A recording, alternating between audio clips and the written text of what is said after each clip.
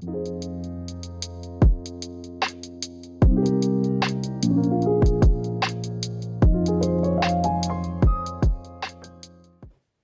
everybody, welcome back to the Pressing Matters. I'm Scott. Thank you for tuning in today and thank you for your support. If any record deserved an audiophile release, it's this one. It's K.D Lang's Ingénue from 1992. The record made quite a splash at the Grammy Awards that year. It was nominated for 6 Grammy Awards and did win the Grammy Award for Best Female Pop Vocal Performance for its single Constant Craving. It's been a favorite with audiophiles and with the general public for many years. Most of us only experience this on CD.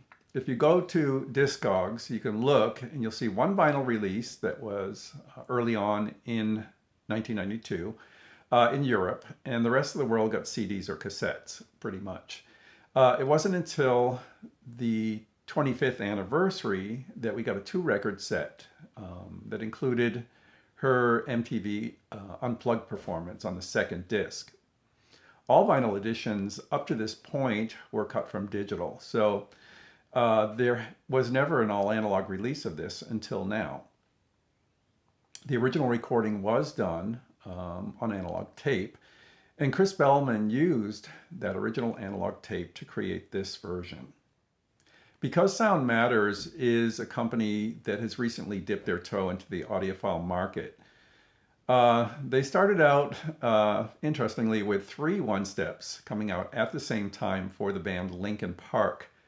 I was not interested in that, so I didn't bite, but I definitely was curious when this was released. I looked at it, I read about it, and I said, you know, I hesitated for like 5 minutes because honestly, spending $100 on a record these days is something you really need to think about. And, you know, even though I only had read one review, Michael Fremer's beautiful review that he did in the tracking angle, I said, you know, I don't want to miss this. I've always loved the record. I hadn't heard the CD in some time, and I bit. I decided to get it. And I'm so glad I did. I want to tell you all about it today. We're going to look at the physical package, and I'm going to give you some impressions of the sound quality. Before I get started, if you're new and haven't already, please consider subscribing. It is the best way to support the channel. We'd love to have you on board. We have a lively comment section, and you can learn a lot from that as well. But just hit like, subscribe, and notification. You'll be notified of any new content that comes up. And it's much appreciated, so thank you so much for doing that. Let's take a look at the physical release first. Like most one-steps, it comes in a slipcase. So let me put this back together. Okay. You know, I'm used to the luxurious slipcases of craft where they're linen, you know, they're real linen textured slipcases with inset artwork. Impex, of course, does a marvelous job with their one-steps with extra booklets and annotation, wonderful printing, you know, usually a gorgeous textured gatefold, embossed, and, you know, they're luxury products. This one is very nice. It is like a smooth texture box. It doesn't have inset artwork, but it does have embossing. The silver print is embossed, and if you look carefully here, because Sound Matters, the silver print did not adhere well to the slipcase, and that's something that, you know, you would expect to be looked at before this was let go to the public. Beyond that, though, it's very pretty, I think, and the jacket is a gatefold by Stoughton. It's a low gloss gatefold jacket with some beautiful photography inside. It also has a lyric sheet, so no booklet, but a nicely printed sheet with credits and lyrics. So that's nice. The record has a custom label. Looks like that. This is my first experience with a Because Sound Matters pressing. So these were done at RTI on their special VR 900 vinyl formulation. It's now called something else. I guess it's been improved. And I had an experience taking this out of the sleeve that I want to talk about because it's important. When I first took this out of the sleeve, I was near my turntable and I was doing something else with a bright halogen light. And I happened to catch the record in that light. And I looked at it and I was like, oh my God, what the heck? It looked a mess. The VR 900 formula is prone to static.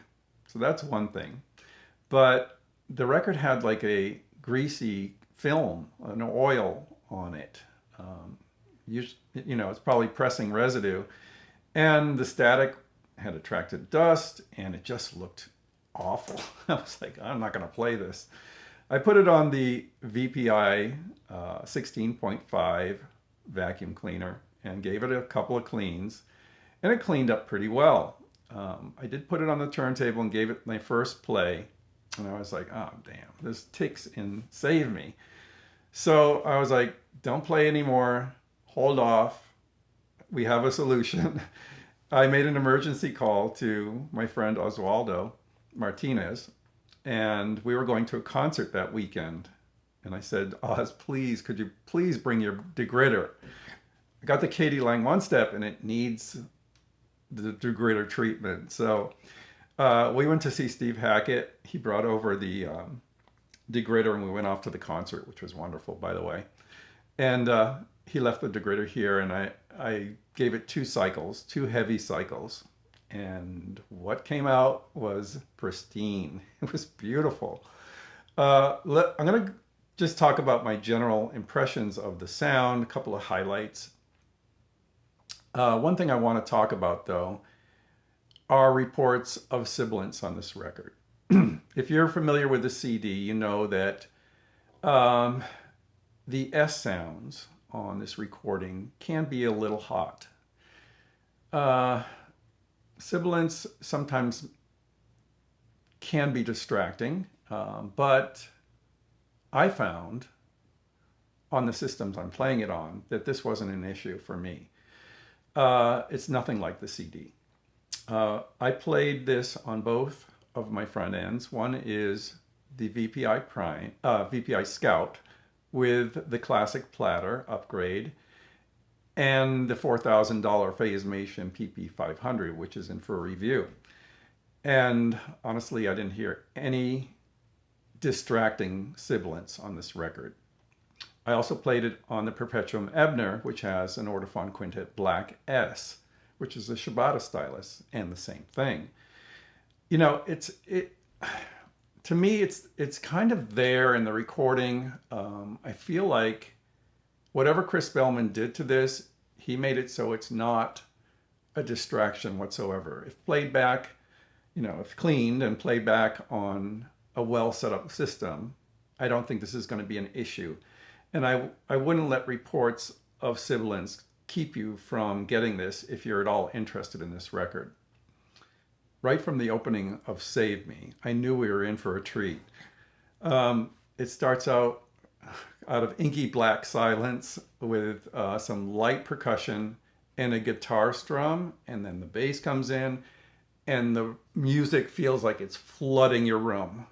Big, open, detailed, lush, depth and width that was really, really pretty.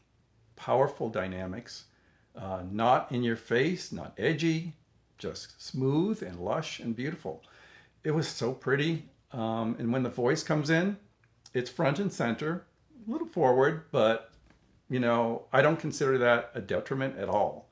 The voice is recorded that way to showcase it, and it's very, very clear and present. It's like you're sitting in the studio, and her voice has all the inflection and beauty and emotion that you would expect from K.D Lang in this record. Just beautiful. Save Me was a standout. Very, very pretty. I loved it. And the second track, The Mind of Love, also lush, beautiful, gorgeous instrumentation. One thing about this is the production touches, the instrumentation. Very interesting. It creates an atmosphere, a mood that is sustained throughout the album. It's a particular sound that is soft, flowing, moving, not drawing attention to itself.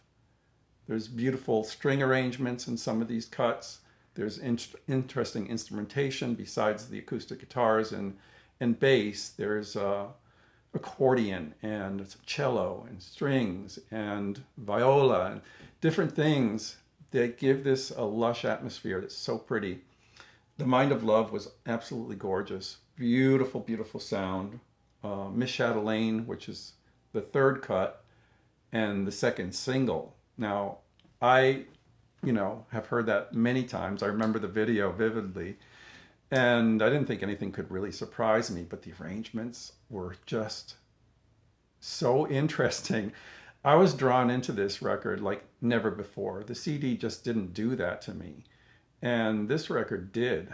I heard things that I hadn't heard before, of course, but never in a way that was like, hey, look at me, or highlighted or bright or anything like that. No, it's just this lush panorama of beauty all over the place. It's so pretty. I'm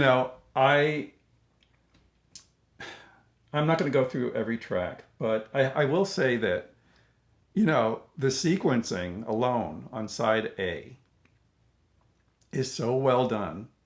It's gentle, a little bit lift with Miss Chatelaine.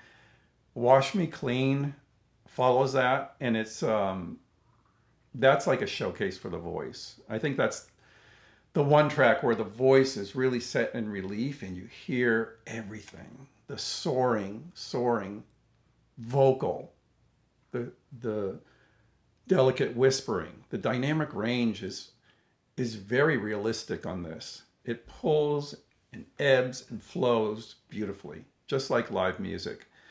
And I think this is one of the best listens I've had in a long time. I think that if your system is set up and well calibrated, that this record's going to really shine on your system. I was so impressed with it. Do clean it. Obviously, you need to clean it. Take a good look at it under bright light. Make sure it's nice and clean. And I think you're going to be treated to a gorgeous listen. It's really, really special. And I think it's well worth the money. $99, it's a lot of money these days for sure. But a record like this, I can say yes to. Look at other reviews, make a judgment. If you can hear it at all beforehand, that would be great too. If you are not comfortable spending $100, you got the $35 digital reissue with the extra bonus disc available. It's still out there, and you can get it from Amazon, I believe. But this is limited to 3,000 copies. And I think anyone that's a true fan of this is going to want to hear this in this kind of sound, this kind of resolution. Chris Bellman, I think he knocked it out of the park with this. He did the best he could, and it's definitely a big upgrade over the CD. Really, it's made my system sound so beautiful. I love it. I'm going to return to this again and again.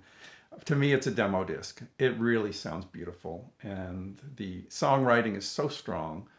It really doesn't let up throughout the whole album. It's everything about it just captivates you and keeps you in its hold throughout the whole album. And of course, it ends with Constant Craving, and that's a high point for many people. Just beautiful. I'm really very enthusiastic about this. I think if you're on the fence, maybe you might want to consider it. It'll be around for a little while. I don't think it's going to sell out in record time or anything. So gather your information and make your decision. But until next time, I'm Scott for the Pressing Matters. Have a great day.